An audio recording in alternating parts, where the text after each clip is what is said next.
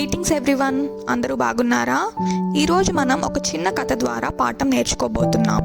ఇది ఒక humming bird story. Humming బర్డ్ని మీరు ఎప్పుడైనా చూసారా? ఎంత అందంగా ఉంటుందో కదా. సౌత్ అమెరికాలో ఒక పెద్ద అడవి ఉండేది. ఆ అడవిలో రకరకాల జంతువులు, పక్షులు నివసించేవి. ఒకసారి ఆ అడవిలో కార్చిచ్చు మొదలైంది. పెద్దగా మంటలు చెలరేగాయి. జంతువులన్నీ భయంతో అడవి అంచులకు పారిపోయాయి. ఏం చేయాలో తెలియక భయంతో కుంగిపోయాయి. మంటలు తమ ఇంటిని అనగా అడవిని నాశనం చేయడం చూసి ఎంతో కృంగిపోయాయి. కానీ హమ్మింగ్ బర్డ్ మాత్రం నీటి దగ్గరకు వెళ్ళి తన ముక్కుతో కొన్ని నీటి చుక్కలను తీసుకొని ఆ గర్జించే మంటలపై పడేలా వెదజల్లుతుంది.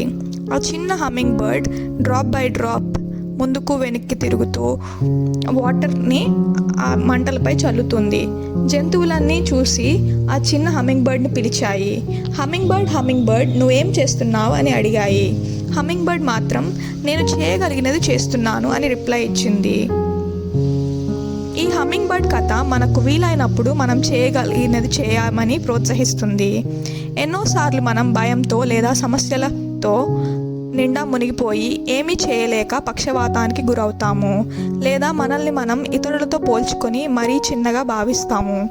మనం చిన్నగా మరియు అల్పమైనవిగా భావించేవి నిజానికి మన దేవుడి చేతిలో చాలా పెద్దవి కావచ్చు. దేవుడి దృష్టి మరియు మానవుడి దృష్టి లేదా ప్రపంచం దృష్టి ఎంతో విరుద్ధంగా ఉంటాయి. మీరు ఎప్పుడైనా గమనించారా? ప్రపంచం అంటుంది బీ ఫస్ట్ అని, దేవుడు మాత్రం బీ లాస్ట్ అని చెప్తాడు. ప్రపంచం ఏమో వెళ్ళు అని చెప్తుంది. దేవుడు మాత్రం బీ స్టిల్, నిశ్చలంగా ఉండమని చెప్తాడు. ప్రపంచం చెబుతుంది బిగ్గర్ ఈజ్ బెటర్ అని, పెద్దది మంచిది అని. దేవుడు మాత్రం స్మాల్ ఈజ్ ఇంపార్టెంట్, చిన్నది ముఖ్యం అని చెప్తాడు. బైబిల్లోని లూకా గ్రంథం 21వ అధ్యాయంలో ఒక పేద విధవరాలు తనకున్న 2 చిన్న కాసులను అర్పిస్తుంది. అది చూసి యేసయ్య ఆమె అందరికంటే ఎక్కువగా ఇచ్చిందని ధృవీకరిస్తాడు. ఆమె తనకున్న లేమిలో సమస్తాన్ని ఇచ్చింది. అలాగే లూకా గ్రంథం 16వ అధ్యాయంలో యేసు కొంచెంలో నమ్మకముగా ఉండువాడు ఎక్కువలో కూడా నమ్మకముగా ఉంటాడని చెప్తారు. దేవుడి చేతిలో చిన్నది పెద్దది అవుతుంది. యోహాను సువార్తలో ఒక చిన్నవాడు తనకున్న 5 రొట్టెలు 2 చేపల భోజనాన్ని తీసుకొని యేసయ్య దగ్గరికి ఇస్తే యేసయ్య దానిని 5,000 మందికి పంచిపెట్టి తిరిగి మిగులుతుంది. సో దేవుడి చేతిలో ప్రతి చిన్నది పెద్దది అవుతుంది. ఈ చిన్న హమ్మింగ్ బర్డ్ కథ మనం చేయగలిగినది చేయమని గుర్తు చేస్తుంది.